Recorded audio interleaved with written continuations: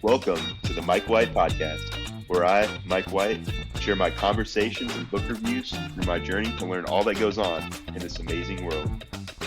Buckle up and enjoy the ride. All right, thanks for listening to another episode on the Mike White Podcast. So a little background for today's podcast. Bahama Bucks is the nation's premier tropical themed dessert destination. They serve the greatest snow on earth, that's Snow, SNO. It's their shaved ice, and they have over 100 locations. They also sell smoothies, acai bowls, and other drinks there. And I am lucky to have as a guest today the founder and CEO himself, Mr. Blake Buchanan. Thanks for coming on the show. Yeah, thank you, Mike. Man, glad to be here. Excited to visit with you and share a little bit about Bahama Bucks. Oh, yeah, you guys have a great story, and I want to just start at the origin there. So I know I met you through my mom. She grew up in Lubbock, Texas with you there at Friendship High School. So you're a kid there at Friendship High School. Did you have any idea what you wanted to do? Did you have shaved ice in the back of your head there in Man, Lubbock?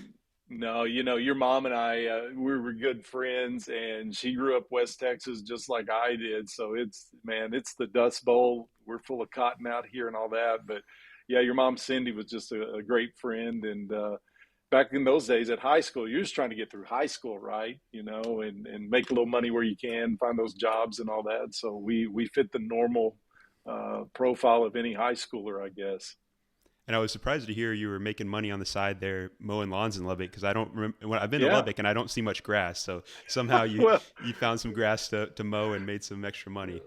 Yeah, believe it or not, we did have a lawn care business, my older brother and I. And so we had been doing that since junior high. And funny enough, your mom, I think, is the reason I got through accounting in high school. We actually took an accounting course. And if it weren't for her, I probably would have never graduated high school. So kudos to your mom, Cindy, man.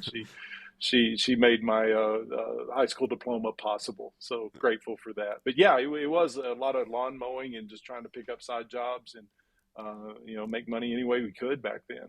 Is that why you kind of went into business in Texas Tech, thinking that you kind of had that entrepreneurial bug of making money doing whatever you can? Is that why you went into business?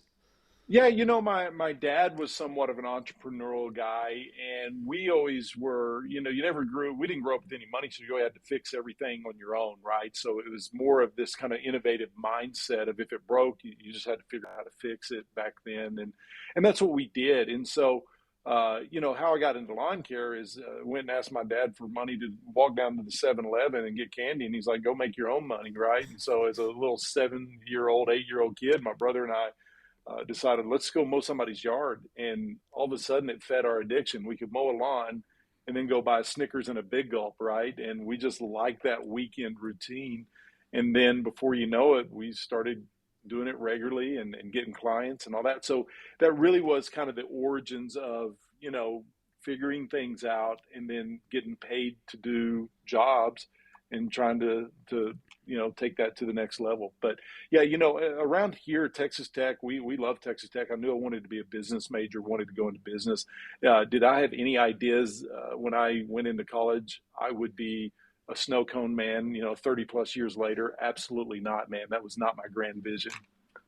Yeah, so you see the ad in the page for a snow cone machine for sale. Yeah. And I just wanted to kind of touch on that story, because I think I saw it was pretty expensive at the time too for a college kid. Yeah. So you're taking quite the investment to jump in and do that as a summer job rather than just keep going through lawn care. What made you kind of take that risk?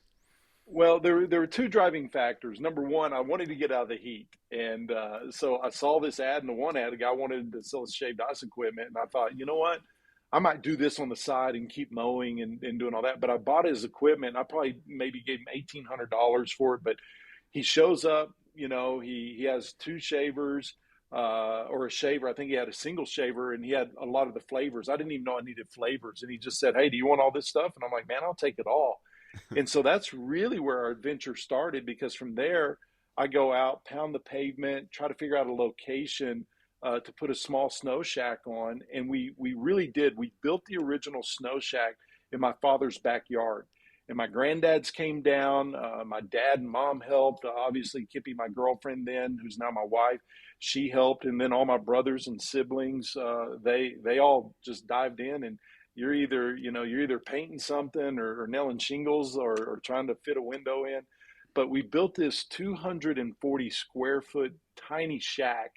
And what we didn't realize back then is that was probably the biggest snow cone stand in Texas because they were all tiny. This one was outfitted with a drive-through and a bathroom, and that's kind of what catapulted us to the next level. Is we could actually hire people that would work and want to be in air conditioning and all that. And oh, by the way, you might want to go to the restroom while you're here too. And we had one of those modern conveniences. So for a snow shack, that was pretty big stuff. But that really was the origins where, it was my dad. We sketched it out just on ruled line paper and started building this little building, and then gratefully found a location to put it on. And so that's where we started. And we had absolutely no idea what we were doing, but it was a summer job, right? We were just like, oh, let's just do this. It'll be fun for the summer. And that's how I looked at it, is I'll just make a little bit of money through the summer. And that amazes me because this was before YouTube. So to take Oh on yeah. that task of building a snow cone shack with your bare hands without Yeah. any real, I mean, did you have like a construction expert in your family, or you guys were just winging it? No, man. This was all just Texas ingenuity, and a little bit of grit. And the funny thing about that, I like that you say that because we didn't even have Google back then. The internet, this is pre-internet. The internet doesn't come on board till about '93 for the public, and so this is back in 1990 when we're trying to figure things out. And so we had a library, so I could read all that. But I mean, even today, who wants to do that, right? So we just kind of figured it out as we went, and thankfully. I knew good people that would help me and help me kind of walk that journey a little bit, because there were guys who could frame, or I'd talk to a guy who knew how to roof, or I'd talk to somebody else. And my granddad had some of that experience. So that certainly helped. And by no means was it Blake Buchanan, figuring out how to set a window or square up a door or things like that, or plumb the whole thing. So I had help along the way. So we'll be uber clear about that. That's still very impressive. And then you got to find staff as well, because I mean, you could do Right. it just yourself, but I know you got a whole business going. And I heard one story where you called up your friend and his roommate picked up the phone instead, and you asked his roommate if he wanted a job. Is that accurate? Yeah. Yeah, that is accurate. My business partner to this day, Mr. Eric Lee, he was in the same business college at Texas Tech that I was. And it was funny, we had a mutual friend, his friend Landon. And so I call up the house back then, because we don't have cell phones. And I just called the house where all these guys were living. And Eric did pick up.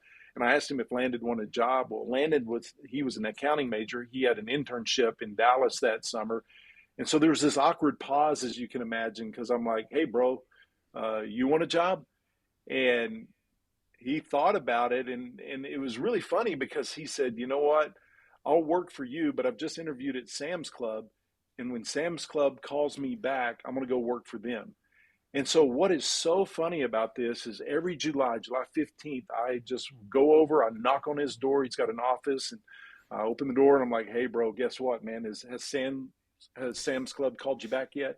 And to this day, Sam's Club never called him back. So he's still here at Bahama Bucks. But it really Wow. was fun. He also later in the story becomes an investor with me to do the next store.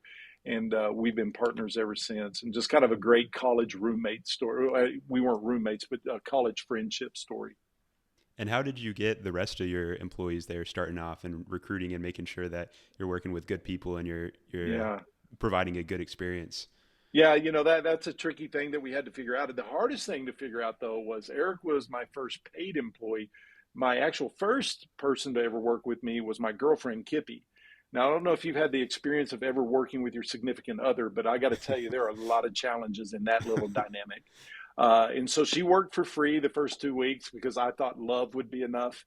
Clearly, that was not going to be a sustainable strategy. So we did have to work out a little compensation plan there. And she's a wonderful person. And it was nice to have Kippy because she could help me discern who who were good employees and all that. So we did. We had to learn how to hire. We had to learn how to fire. We did a lot of things wrong up front, but we figured it out as we went. But it really was very simplistic back then. It was just, Kippy's in a sorority. Hey, are there any girls there that want to work? Eric knew people, I knew people, and we just started adding friends on one at a time. And our tagline was really, hey, we want you to work with us, not for us. Just come help us serve the greatest snow on earth, and let's just have a fun time doing it. And so we really had the best time ever working together. And if I could kind of tag onto that, that is how our shops still operate today. And I love that the Avalanche crews, that's what we call our employees, the Avalanche crew, that when they get together, they don't know any of these people, but by the end of the year or the end of their term at Bahama Bucks, those are some of the tightest knit group people that they have. They're in their weddings and they're doing life together. They make some of the deepest friendships there at work, and so did we. So I love that that's been perpetuated forward, even 32 years later. And that doesn't happen by chance. I think that is a testament to your leadership there. And how do you spread the word and make sure that you have so many franchises now, over 100 stores? How do you keep that culture? And culture is a great thing. It really is. You've got to be intentional about it. We want to build a really great culture, and so in the shops, it does take a few things. Number one, you've got to have a clear vision. So our vision is to bless our guests by creating the ultimate tropical dessert experience. So there's two parts there. We want to be the blessing, right? We want to bless people as they come to us for either a mini vacation or a quick treat or things like that. The other part is we want to serve the greatest snow on earth, or whatever product, whether it's a acai bowl or a smoothie. We want to serve them the best product possible. And I love how Kippy, she kind of oversees culture development for us and some things like that. What she says, and she says this all the time, is always be aware that how you serve is equally, if not more important than what you serve. Because we know we're going to create a great product. But what we need is this, nation full of great Avalanche crew people all bought into the vision that we are going to bless our guests, that we really do serve honor, dignity, and respect. And that's what we're serving. And the byproduct really is snow. And so we call it being in the people business. And I love that that's really the culture that we've shaped, from California to Puerto Rico. And kindness really, it crosses all barriers, all races, everything like that. People just want to be served with kindness. And that's what we strive to do. Now, we're not 100% perfect at it. But like Kippy says, we call it snowful hospitality. And that's what we try to be. We just try to be snowful to everyone that we meet. So it is intentional. There's a lot of work at it, and we fail in a lot of places. We just want to restore and recover as quickly as we can with our guests.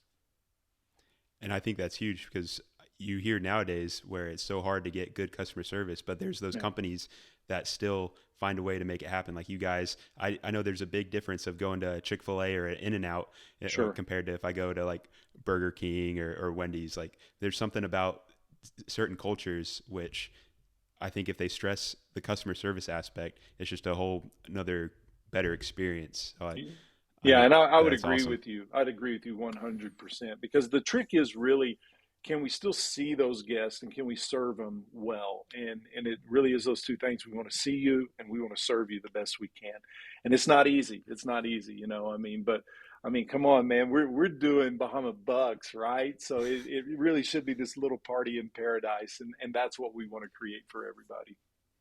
Awesome. And so I want to touch back on that origin story. So how you could have just ended it there too. You could have said, "Oh, we had fun doing this in college. I have a corporate job. I'm moving out to Arizona." Yeah. What made you continue with the snow?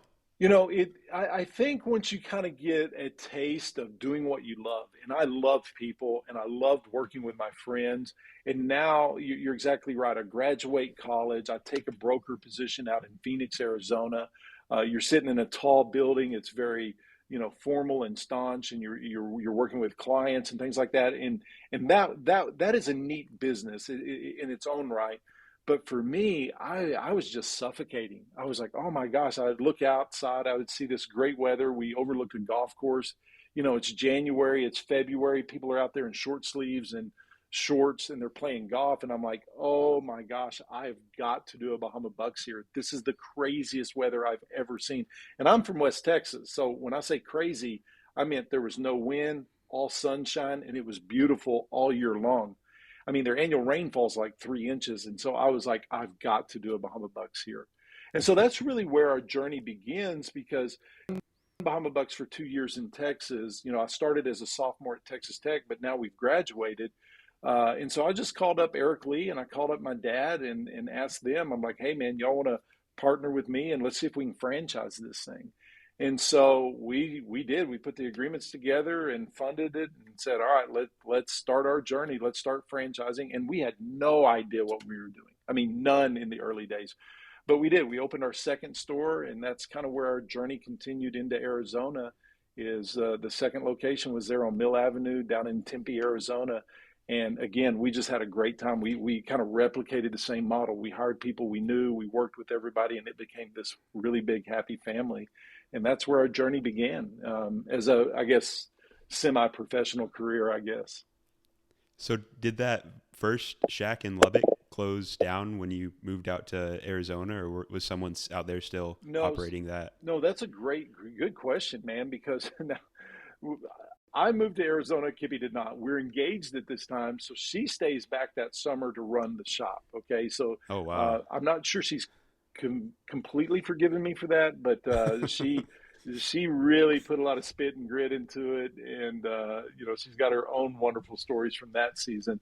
But we do get married later that summer, and that's when she joined Eric and I out there. But and we kept that shop going. We'd come back and visit. We put managers in, and I think that was really, we started unlocking the key to kind of how to scale. How do we scale this thing? And it was good people. We knew we had to have great people, great products, and a great place to make this thing work. And that was kind of our success story a little bit. If we could just replicate that every time, we thought we could build something that other people would be proud to own as well. And that's what I wanted to touch on too, is when you're scaling up, where do you learn all the things you need to do? Like when it comes into agreements, you got lawyers in the picture, you got marketing, you got all these things that now you're the CEO, you're in charge of coordinating all this and making sure that good people are running every aspect. Were you reading a lot of books? Are you talking to people that have done the same thing, or just trial by fire? Well, again, this is, kind of pre-internet days and all that. So I'm reading everything I can in the form of a book, a hardback book. I'm reading leadership books and business books, trying to figure out how to unlock this code. Thankfully, my father had done business before, so he was a great mentor for Eric and I, and my mom as well, just trying to guide us in leadership and making sure we were stewarding things well. But it's hard. I mean, and truthfully, everything we learned was, I hate to say it, but it was a school of hard knocks. We learned more what not to do probably than what to do. And once you figured out, don't touch the stove, it's hot, you realize, okay, we've got to stop doing some things because we're doing them wrong. So it was a blend of both, but primarily, nobody knows. I mean, we're kind of paving the way in an industry that, needed a lot of cleanup and needed a lot of, branding to it and all of that. So it really was a school of hard knocks, and we would try something, and if it didn't work, we'd try something else. And we just kept innovating along the way to make sure that it would work. And, along those lines is every time you fail, it's an opportunity to learn. So we'd always look at those failures and say, man, what did we learn from it? Let's dissect it. All right, let's take what we learned, let's move on and try it on the next, the next one we open, or the next, team meeting we have, or whatever it was. So, and you're adding people along the way. I mean, Avalanche crew members are always saying, oh, we hated that party, it was terrible, do it this way next time. And we would just listen, and the next time we had a staff party, we did it differently, and it worked. So we just slowly started building this recipe, I guess. Was there ever like any time of doubt, or was there a moment when you're like, this could really be something big? And was that a certain moment, or you just kept going and then you find yourself here with a ton of stores and just continuing to expand? Our growth path, and this is what, most people come, if they ever visit our corporate office, they see this massive warehouse and this massive corporate office, and it's beautiful here. But what most people didn't realize is there were 20 years really, and we like to call it our back-to-back decades of failure. Because when we first looked at it and ran the numbers, we were like, oh, we need 25 stores to break even. Well, it takes us 20 years to get 20 stores. So there's a lot of grit and perseverance and doubt and, any emotion you can think of, we went through it. Those late nights in bed with your wife, and she's crying, and so now you're crying because you're trying to figure out, well, I don't know where the money's coming from. So it is one of those things when you step off into entrepreneurship, there are no nets. You either create it to go out, and either it's profitable or it's not. And we took a lot of losses. So there was a lot of downscaling. So, we forget that scaling requires some risk. And if you miss or you do certain things wrong, you're going to downscale a little bit. And that usually means in your personal life, you're going to trade down in cars, you're going to trade down in houses to apartments to all of those type of things. So we did a lot of trading down and a lot of sacrificing in order to lift Bahama Bucks up and make sure that it did well. So yeah, I can talk about scaling down and I can talk about scaling up. Both are equally important. And we just call that, most entrepreneurs know that's the sacrifice. You're going to make a lot of personal sacrifices if you're going to make your dream work. Awesome. And of those lessons learned, those ups and downs, was there like a top lesson learned that you think of, or your favorite? One thing I think that you always do as a leader or anything else is you never want to break trust. For example, you can overcome a lot of things, but you don't want to break trust either with your partners or your people that you work with and all that. And Kippy loves sharing a story because we had these years where we actually moved back with my family back into my mom and dad had a small tiny guest house, and we had to take our 3 boys and move in there. And she made me promise, she said, whatever you do, we will not get printed foam cups until I have a house. And I'm like, man, that sounded good to me, right? And now, when I say printed, it was the Coke cups, 32, 44. We had all the other printed cups because what she knew is it was such an investment. We had to take semi-loads down, not just like buying 2 or 3 cases. We had to take semi-truckloads down of 2 sizes of cups. And it was funny, Eric and I had that conversation. He didn't know I'd made that pinky promise to my wife. And we decided to pull the trigger. We buy a few semis of cups and they show up. I don't tell Kippy about it, but she goes to one of our shops and she gets a soda and they put it in a printed cup. And brother, let me tell you, although Kippy be small, she be mighty. And I got the wrath of God on that. Oh, so no. so I think the lessons you learn is, even when you misstep, you better own it. And if you ever break trust, just be quick to restore and make sure that you do the right thing. And I think that goes a long way, whether it's in relationships, whether it's in business, school, whatever. If you break trust, restore quickly and own it and just make it right. So eventually she got a house later, so all is forgiven. But I'm telling you, in those moments, man, Mama was hot. She was real hot. I'm glad you made it out safely. Yeah, And that, barely. That, it amazes me all the decisions you guys have to make. So just like you said, like when are you going to shift the paper to printed cups? Yeah. You guys have those cool spoons Yeah. that change colors. So Yeah. when is it worth it to do that to make yourself a little unique? And that's how do you decide when you want to kind of introduce something new?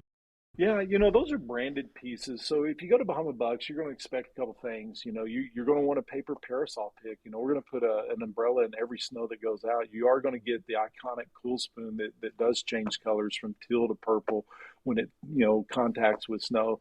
It is going to be in a printed cup. So we knew there were some core pieces that we had to have.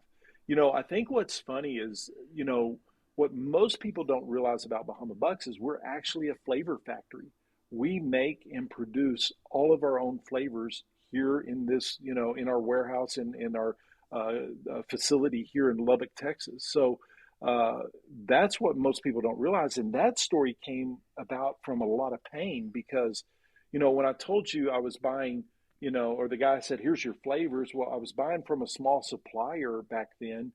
And one day, 2 summers later, I go to pick up my order and they're a small supplier, very small warehouse. And she meets me at the door and she just says, Blake, we have a problem. I'm not selling to you anymore. And I'm like, what are you talking about? I'm like, I'm making money, you're making money. And she was like, well, your one shop is buying more flavors than all of these shops combined.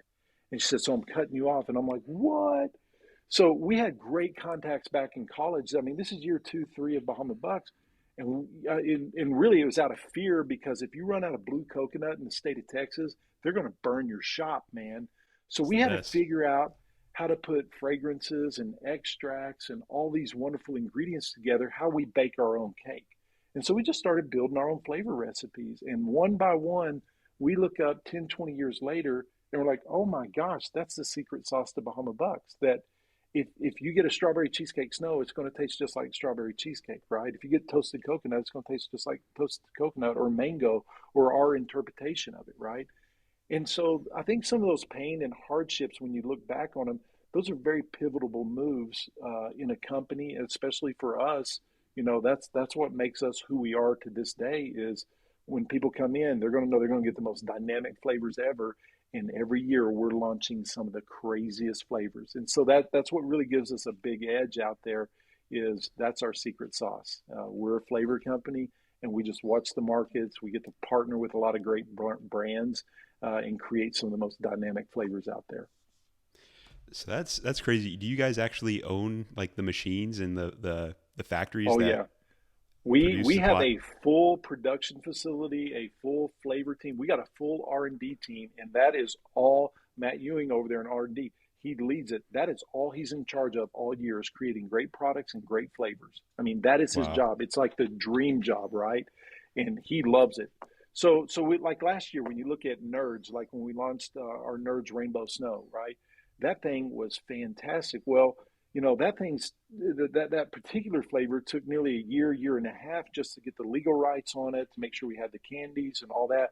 So when you see some of those partnerships, those take a long time, and it's not just the creation of the flavor, because Nerds wanted us to do it. We had one idea, they had another idea, and we did the flavor they wanted. So we matched their strawberry Nerds flavor, you know, the little strawberry Nerds. We matched it perfectly for them, and they signed off and loved it. So it's partnerships like that that's real neat. Or you know, maybe our shark attack snow, you know, that one has always been a big social media one because it's this blue snow, and it's got sour patch sauce all through it. So when you stick a spoon in it, it just kind of oozes out like blood, right?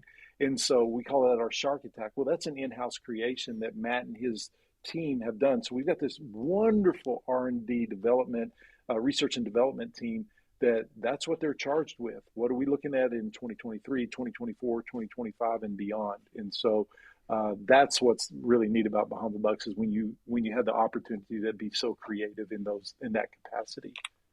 Definitely, it's never stagnant. There's always new things coming out in R and Yeah. D, and then also you have to, as a CEO, you have to worry about like the marketing side as well. And I saw Mhm. you guys have the Guinness Book of World Record for the largest snow cone. Was that your idea to do that? Yeah, you know, there are some things that can only be led by the founder, right? And so that was a dream of mine. We had seen that Mammoth Mountain, they had done the world's largest snow up to that point. Hats off to them. I mean, their snow falls out of the sky, right? So they just piled it up and flavored it. And so it gave us this idea for our 20th anniversary. We were like, man, let's do the world's largest snow. And it just became this huge community event that people from all over came to participate in. It took us about 3 days to build. All the proceeds went to a charity. So you could buy an ice block for $10. You could shave it. You could add it to the pile. But it was all going back to the Children's Home of Lubbock here. And so we were raising money for them. And I got to tell you, when you do a Guinness Book of World Records, there's a lot of behind the scenes because you know everything's got to be validated. They're going to send a representative out. You're going to, I mean, it's an expensive ordeal just to get Guinness out here to certify that you're doing this right. And it was just a wonderful time, and we loved breaking that record. And you know, we ended up being at 15 feet tall. We were, I think, 25,000 pounds, maybe thereabout, give or take. But from the scales we had to use to the cup we found and the container and all of that, it was just this massive engineering feat. But by golly, we got the record. Now, I think funny that's just enough, go ahead. it's just Uh, such a genius marketing idea because it's yeah, everyone's favorite book growing up is that Guinness Book of yeah, World the Guinness Records. Book of World Record. Now, funny enough, you know, kind of the backstory is we didn't know what to do with it after we built it. Right? How do you eat 25,000 pounds of snow? So that was a whole nother engineering feat that we had to figure out how to take it down, how to melt it, how to do all that good stuff. So, but what a neat time for really the community and for the Bahama Bucks brand and our Bahama Bucks family to participate and kind of solidify your place in the world record. And I'm often asked, hey, what are you going to do if somebody breaks that record? And my answer is consistent every time. I am going to shake that person's hand and say, well done, because I know what it took.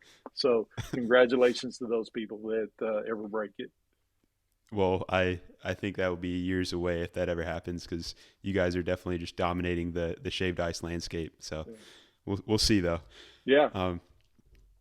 So I wanted to do I got some listener questions for you. You Oh got no, man, this is where it gets some, dangerous.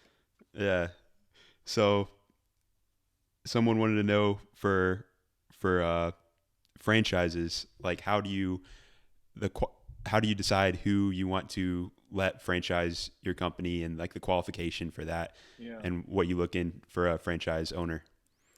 There's going to be several factors, and I'll get the basics out of the way. You do have to be financially qualified because it is a pay-to-play arena. We're putting people into business, and so if you're going to go for a bank loan or things like that, you do have to have certain net worth, and you do have to have certain capital and liquid assets and things like that.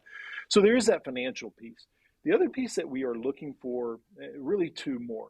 Uh, the next one is we want to see success in someone's life. Okay, where were they successful? Did they have a good run as a teacher? Did they have a good run as an engineer or a lawyer or a doctor? Whatever it was, but did they show signs of success somewhere along in their career that said, "Hey, this was an excellent coach," or they were just great with people? Because we're in the people business, so we want to make sure that you've been able to work with people. And then the last thing is just alignment. Is this something you want to be a part of? I mean, we're trying to serve the greatest snow every day. We're trying to bless our guests. And really, if you hate people or you're not into serving others or you don't have a servant's heart like that, this is not the place for you. And we both come to those realizations together. So it's not like a big surprise where we're like, hey, we don't think you fit our model. It is absolutely nothing like that. They look at it and say, what do you mean? You're going to hire 45, young adults and you've got to manage all of them in this shop? I mean, it can be overwhelming. And they're like, I don't even like my own kids. I'm out, right? Or things like that. So when they look at the qualifications, and we're very transparent of the hard work that it is and what it takes, those are kind of things we're looking for. So there is that financial aspect. There is always the alignment aspect, and then showing some signs of success in your life somewhere that we would like to see as well. Because if you just come to us and say, man, I've been fired from every job I've ever had, blah, blah, blah, blah, blah, but I've got an uncle that's rich, he wants to put in a franchise, I'd like to have it. We see those not working well for anybody. So we really do look for those three things. Awesome. Another question is, would you recommend, if there's an entrepreneurial person, to start a business from scratch or start a franchise? It depends on both require work. Okay, so let me start there. If you're like, hey, I want to be my own boss and I don't want to work, don't go into business, right? It's work. If you start a franchise and you do that, it's work. The key component to a franchise is they're going to allow you some knowledge that allows you to sidestep, to skip some of those bombs and grenades and all those things that we step in along the way that just blow your business up that you didn't know about. And they're going to create a pathway, for you to try to get open and you to be there. Now, we all want to evaluate a franchise. Do they offer ongoing support? Are they reputable? Or is the leadership solid? So there's a lot you want to look at a franchise. But then there's that flip side. Some people are so innovative. I mean, start it in your garage and just kind of grow it a little bit at a time. So I like both routes depending on what it is. But if you're entering into a super competitive market, for example, frozen desserts or things like that, a lot of time built-in branding and all that really helps, and someone to show you the ropes and how to do those things. But I'm a founder, so I started very, very small and grew it. But here we are 33 years almost later, and we've seen some success, but it took a long time. But I like both. I mean, there's people with great ideas out there that are just innovative, and I would never tell them no. I'd say, man, just don't get too far ahead of yourself. Don't over leverage. Don't do those type of things. Just start small and scale it out. Awesome. What about the shortest time that you've had between hiring someone and firing them? Woo! And what was that? That's easy because I will say this: we do a fantastic job of orientating our Avalanche crew, or even here people at the corporate office. you're going to go through an extensive orientation. Now, prior to that, we weren't setting expectations well in interviews. And what would happen is we'd interview, they think, oh, it's a fun job. They get to orientation and find out, what? I got to work, I've got to mop, and I've got to clean the store, and I've got to do all these things. So the shortest time would be between orientation and their first training session is where most people will self-exit, because they just realize, okay, this is not for me. I thought it was just, I'll sit on my phone, talk all day, and not do what I want.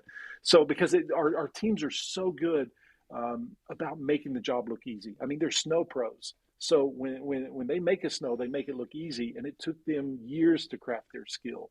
So I would say that would be the shortest time, and that would be, I don't know, 30 minutes, or 3 days, whatever it is. But a lot of it would be more people self-exiting once they realized, hey, this is not for me. How long is that orientation period for the So Avalanche our crew? the orientation is only about a 2.5 hour orientation where you're going to see the history of Bahama Bucks. You're going to see who we are. But during that time, we're also going through what we call our Avalanche Crew Handbook. So you're going to find out, okay, here's all the things that we do. Here's all the things that's required of the job. And oh, by the way, don't do these things. Don't be late to your shift. Don't hit anybody. Don't bite anybody. All the typical job requirements, right? And so there are some people that are like, hey, I'm not a rule follower. This is not for me. And they'll self-exit. It is rare. Let me at least line that out. It is rare because most of the time people hiring or getting hired at Bahama Bucks, or at least applying, have done a little bit of background on us and know what the job's about. Have you had someone bite someone else on Brother, on we have shift? seen everything. And so I've been doing this for 32 years. We deal with people, so not everyone's going to get along, So yes, if it is in our manual, it is because somebody did it, and we had an issue with it. So, but Wow. by and large, that we are not characterized by biting, Avalanche crew members or fighting Avalanche crew members. We just want you to know, hey, if that happens, we do have a plan for you. So there you go. Awesome. And then, okay, so last question. This is my question for Uh-oh. a bunch of talk out there on AI and automation. Oh, yeah. You see Chat GPT. How do you see Yeah. that affecting Bahama Bucks, and are you going to use it at all to Oh yeah, be man. more efficient? We love technology. Here at the support center, we have over 60 employees, right, that are just here to support shops. And that also looks like our digital platforms. We innovate all the time on our digital platforms. So we love all the innovations.